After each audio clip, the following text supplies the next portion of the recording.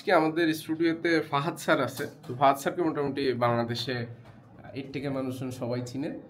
Fahad tutorial স্যারের কাছে আমি যে জিনিসটা আসলে জানার চেষ্টা করব যে এডটেক বলতে স্যার মানে এটা কি অনলাইনে ক্লাস নেওয়াটার ভিতরে সীমাবদ্ধ, বা এডটেকের ডেফিনেশনটা আপনি কিভাবে দিতে স্বাচ্ছন্দ্য বোধ করেন? অনেক বড় একটা ডেফিনিশন। শুধু ক্লাস নেওয়াটা হচ্ছে একটা ফ্যাক্টর, এরকম আরও অসংখ্য ফ্যাক্টর আছে। Online course, offline course, online exam, offline exam, ওয়েবসাইটের মাধ্যমে একটা স্টুডেন্টের কোর্স ডিজাইন এবং তাকে একটা পর্যায় পর্যন্ত নিয়ে যাওয়া, এই সব কিছু এডটেকের মধ্যে আছে। টেকনোলজিকে ব্যবহার করে এডুকেশনটাকে পারসিভ করার নামই হচ্ছে এডটেক।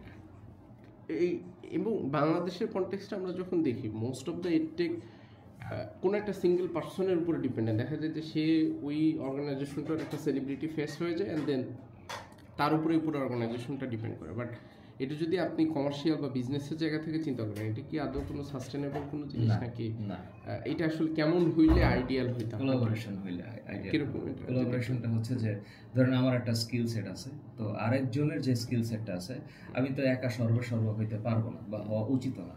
তো আমার যে স্কিলটা আছে এটাকে পুঁজি করে আরেকটা জায়গার যে স্কিল সেটাকে অ্যাকোয়ার করতে হবে বা পার্সেন্টেজ শেয়ারে যেতে হবে, অথবা টোটাল একটা সিস্টেম তার করাইতে হবে যে সিস্টেমে মাল্টিপল সার্ভিস ইনক্লুডেড থাকবে। তো সেই সার্ভিসগুলোকে অ্যাকোয়ার করে একটা ড্রাইভ দিলে আমার মনে হয় সেটা সাস্টেনেবল হবে। কোলাবোরেশন মডেলটা বেটার, তবে একটা মূলনীতি বা প্রিন্সিপাল থাকবে যে প্রিন্সিপালে বিজনেসটা অন্তত 10 বা 20 বছর রান করবে। আচ্ছা, এবং এডটেকগুলো বা বিশেষ করে যারা কোচিংটাকে ডিজিটালাইজেশন হচ্ছে, সেখানে তো ধরেন একটা জিনিস হয় কি যে মানুষজনকে সাস্টেন করানো। ওখানে টিচার বাদেও ডিফারেন্ট প্রফেশনের বেশ কিছু মানুষজন কাজ করে।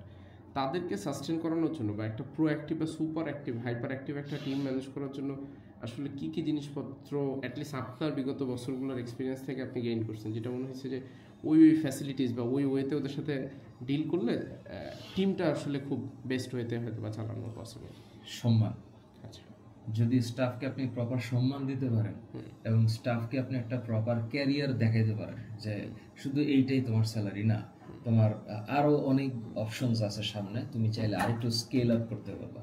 তো যদি স্টাফকে স্কেল আপ করার একটা অপরচুনিটি দেখানো যায় এবং তার সাথে তাকে প্রপার সম্মানটা দেওয়া যায়, সৌহার্দ্যপূর্ণ একটা মনোভাব এটা যদি থাকে, তাহলে আমার মনে হয় এটা সাস্টেনেবল হবে। ধন্যবাদ স্যার।